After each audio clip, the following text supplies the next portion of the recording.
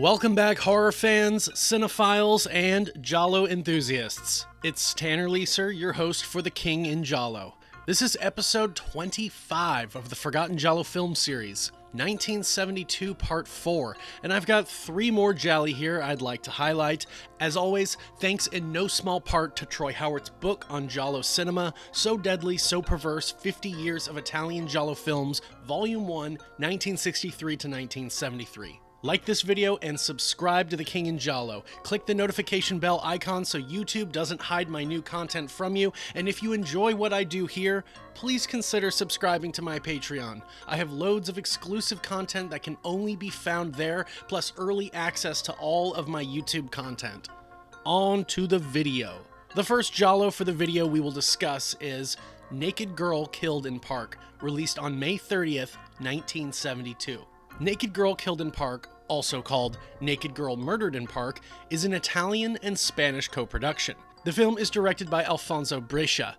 The film is written by Peter Scarroll and Gianni Antonio Martucci, with some scenes written by Lorenzo Guicapalli, Aldo Crudo, and Alfonso Brescia. Music is composed by Carlo Savina. The cast is comprised of Robert Hoffman as Chris Beyer, Irina Demick as Magda Wanterberger, Adolfo Celli as Inspector Huber, Pilar Velázquez as Catherine Wanterberger, Philippe Leroy as Martin, Renato Rossini, billed as Howard Ross, as Gunther, and Patrizia Addiottori as Barbara Wanterberger.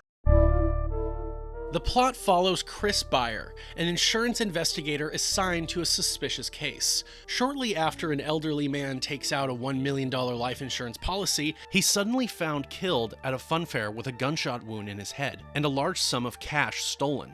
Tasked with determining whether the death was a result of insurance fraud, Chris begins digging into the deceased's family and quickly uncovers a web of secrets. As his investigation deepens, members of the family begin to die under increasingly mysterious circumstances. It soon becomes clear that someone is targeting them, one by one, and a killer may be hiding in plain sight. Despite its provocative title, Naked Girl Killed in the Park isn't the lurid spectacle one might expect. It's actually a rather restrained, even old-fashioned entry in the genre. While the final act includes a few decent twists, they aren't quite enough to make up for the film's overall sluggish pace and lack of tension. At its core, the story follows a formula familiar from 1940s film noir. A respected family patriarch turns up dead, and an insurance investigator is brought in to determine if foul play was involved. As the investigation deepens, secrets and scandals start to surface, revealing just how murky the patriarch's life, and his family, really were. It's a fairly standard mystery with only occasional bursts of sleaze or violence to keep things lively. The film begins on a high note with a subjective camera sequence that takes us through a haunted funhouse, but momentum quickly stalls due to flat characterizations and an over-reliance on dialogue. Suspense remains minimal throughout, largely because stories like this depend on emotional investment in the characters, and here, the suspects and victims feel mostly interchangeable. The acting mirrors the lackluster material. Robert Hoffman delivers another uninspired performance as the investigator, while Philippe Leroy, usually a reliable presence, seems to drift through his supporting role without much energy. Only Adolfo Celli injects some life into the film, playing the police inspector assigned to the case. Even though his role is limited, Celli brings a welcome jolt of charisma to his scenes. Director Alfonso Brescia doesn't bring much visual style to the table. His direction is competent, but uninspired, and the cinematography reflects that same workmanlike approach. Brescia had previously directed Il tuo dolce corpo da uccidere in 1970, and that's far stronger overall. He would later return to the genre with Murder in Blue Light in 1991. The score, composed by Carlo Savina, is mostly forgettable, though a few cues would later be reused in Mario Bava's Lisa and the Devil, 1973. In the end, Naked Girl Killed in the Park falls squarely into the middle tier of gialli, not among the worst, certainly, and worth a look for die-hard fans of the genre, but hardly essential viewing.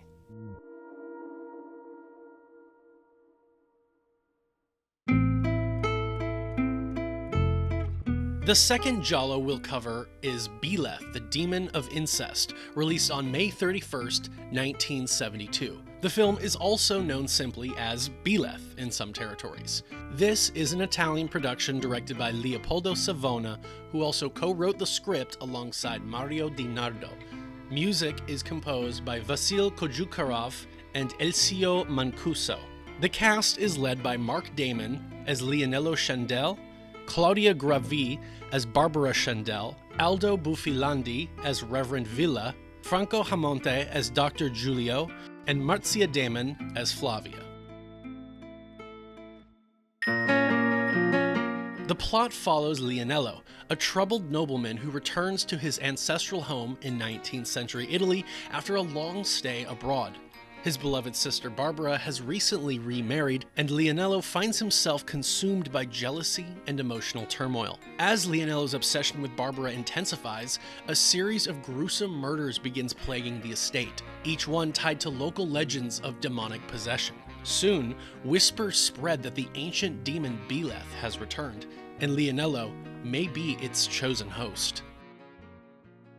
While Bileth is commonly grouped in with the giallo genre, it leans more heavily into gothic horror territory, drawing more from the moody, decaying atmospheres of earlier Italian thrillers than the sleek urban murder mysteries that dominated the early 70s. Set in a fog-shrouded villa filled with candlelight, velvet curtains, and ancestral secrets, the film evokes a strong sense of dread, but lacks the suspense and intricate plotting typical of more conventional gialli. Mark Damon delivers a performance that veers between melancholic and manic, though his character is often more pitiful than frightening.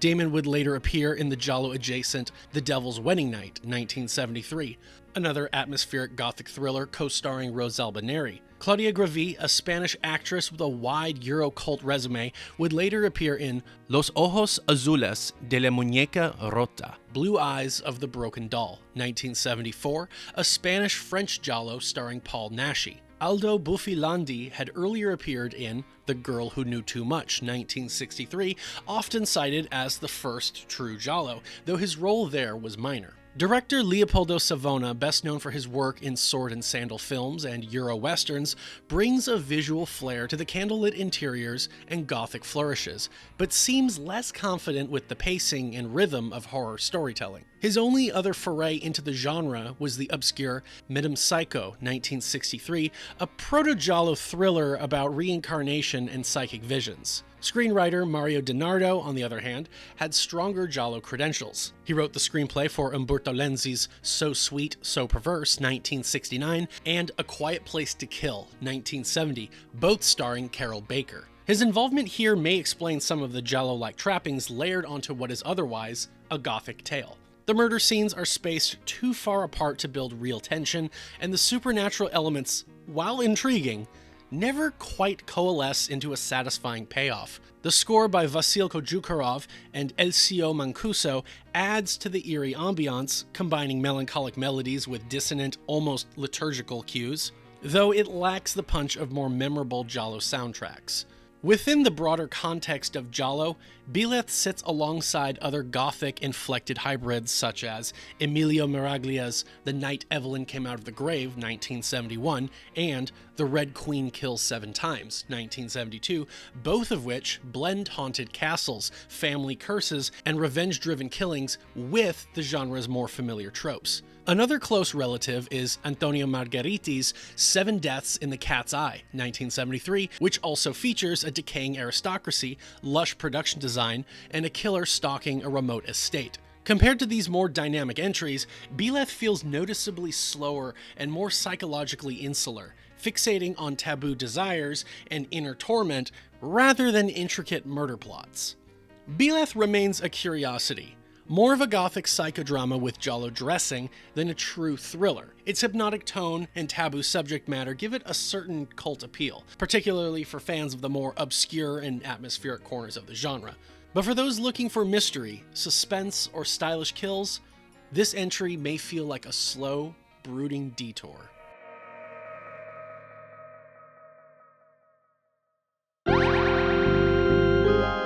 The third and final giallo film we'll discuss is The Dead Are Alive, released on June 22, 1972. The Dead Are Alive, also called The Etruscan Kills Again, or in Germany as The Mystery of the Yellow Grave, or in France as Overtime, or finally in Spain as The Death God Kills Again, is an Italian, West German, and Yugoslavian co-production directed by Armando Crespino, who also co-wrote the film along with Lucio Battistrada and Lutz Eisholz.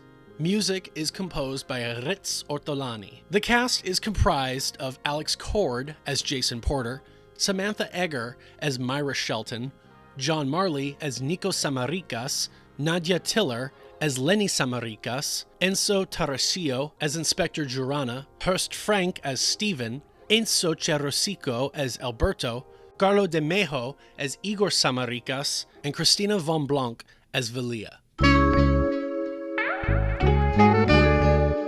The plot follows Jason Porter, an archaeologist working on an excavation of ancient Etruscan ruins in Italy. The excitement surrounding the site quickly turns to horror when a young couple is brutally murdered after wandering into the dig. Suspicion falls on Jason, whose troubled past, including battles with alcoholism and mental instability, makes him an easy target for the authorities. As more victims begin to surface, Jason fights to prove his innocence, all while trying to reconnect with his former lover, Myra, now the wife of the notoriously temperamental orchestra conductor, Nikos. The title, The Dead Are Alive, might sound more like something from Italy's undead horror cycle than a typical giallo, and fittingly, the film straddles the line between thriller and supernatural horror. But despite its genre-bending ambitions, it never quite ignites in either direction. While it offers a refreshingly original premise and setting, and several atmospheric sequences, the film ultimately stumbles due to sluggish pacing and a cast of largely unlikable characters that makes emotional investment quite difficult. Director and co-writer Armando Crespino originally envisioned a film that leaned more heavily into ambiguity and the supernatural. In his own words, "The film was intended to be an enigmatic, magical, and evocative film. If I'd had my way, I'd have taken the film even further into fantastic dimensions. But, unfortunately, I was prevented. The idea came to me one day during a casual visit to the Etruscan tombs at Cerveteri, where I could feel tangible presences hovering about me." While this concept to merge supernatural themes with thriller mechanics had precedent in works like Mario Bava's Hatchet for the Honeymoon, 1970, the execution here feels diluted. Producers, influenced by the surge of Argento-inspired gialli, steered the film more firmly into thriller territory. As a result, the mystical elements fade away and feel underdeveloped, while the murder mystery aspect, though it concludes with a solid twist, lacks real impact due to underwritten characters.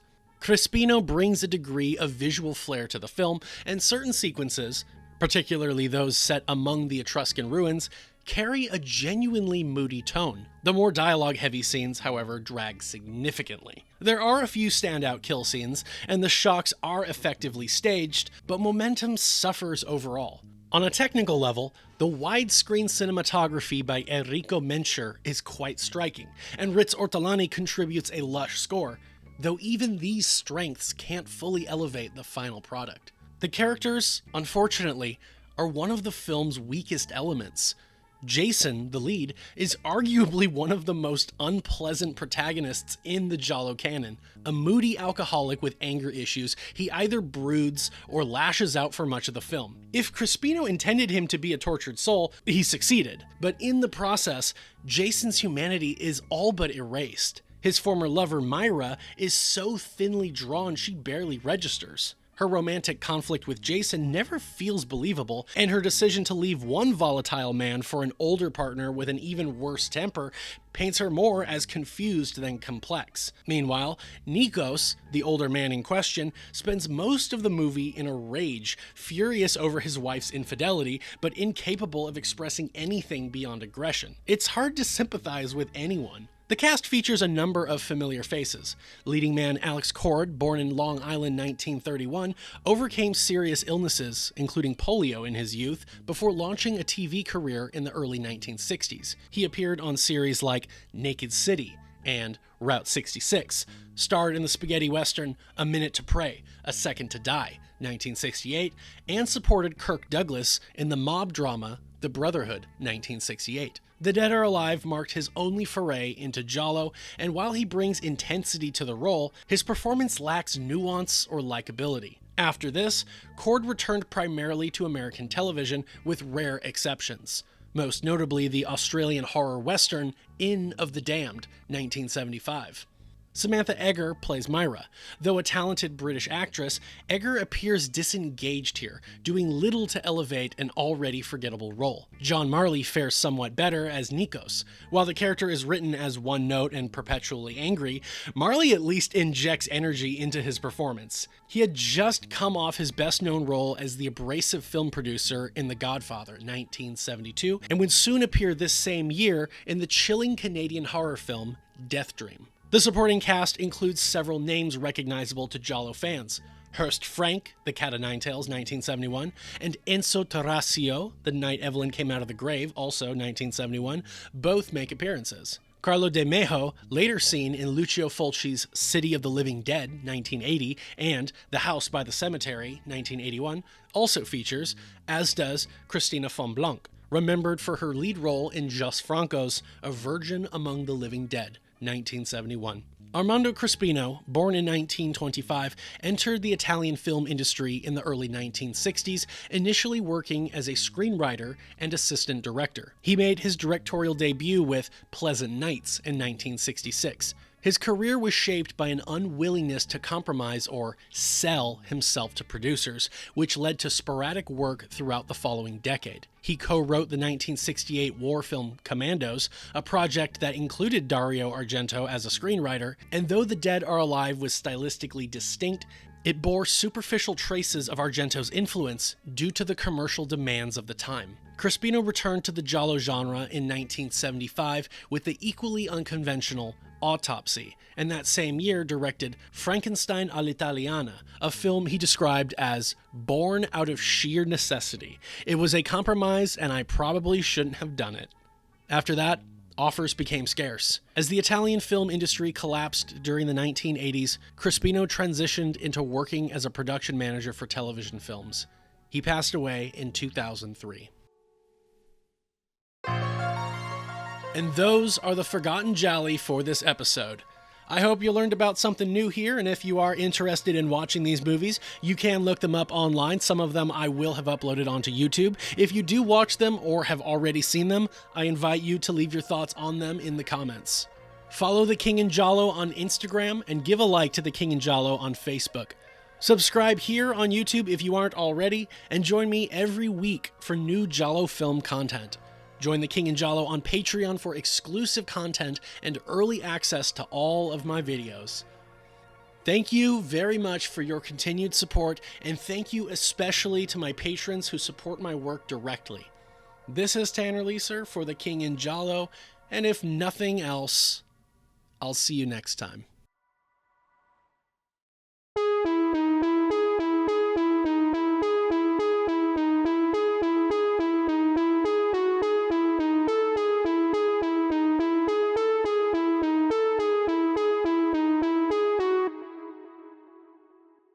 That's what happens when I get around you. My hands shake.